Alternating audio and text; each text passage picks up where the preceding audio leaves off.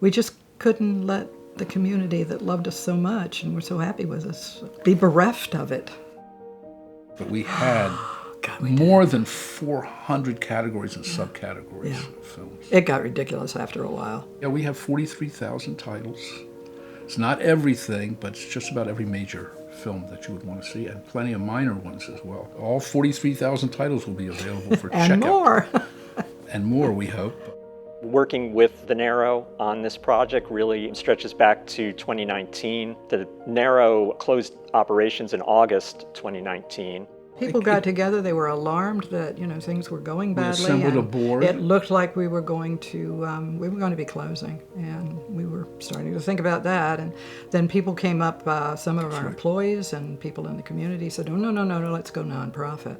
And so for the second half of 2019 and then the early part of 2020, we had a lot of discussions with Linda McGreevy and her partner, Tim Cooper. They have a long-standing relationship with the university through the art department. We thought about certain things and we did a little bit of searching around, and it just kept coming back to the Perry Library at ODU. They just became the place. We talked to them, they were right on top of it. I explained to them that one of the major things that we needed was a good access to the collection for the local community, not just the students and faculty, which was important too, but the local community needed it.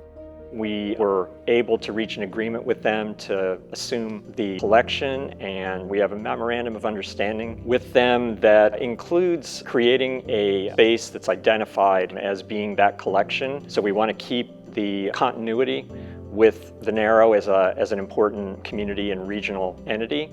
We're really excited about both the scope of the great cinema content that we're going to be making available to both the university and to the wider community. I think that the idea that this can stay in the community, I think, is a big part of this, and that ODU can be the facilitator of that. Having access to this, knowing that this will sort of stay accessible, to stay alive, to sort of stay a part of this broader community of Norfolk and of Hampton Roads, I think that's really, what personally I'm really proud of, and what I think ODU is proud of in terms of sort of keeping this collection afloat. I came to this community because of ODU. Came here in 1978, took my first job as a professor, and ODU treated me very well. And so I thought, well, I'm an emerita, so I should give them something of myself.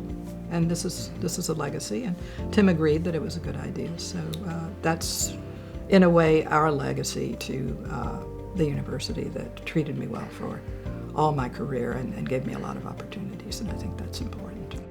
Even I think for many of us who may have moved away from renting movies on a regular basis or popping in to constantly move through that, I think we still love that space. We love that atmosphere, we love that environment. There's something about that experience that's not replicated on a streaming platform that I feel like is really critical in terms of what that offered, and Naro Video had that in spades. And excited about keeping the Naro name alive in this region because it's an important one.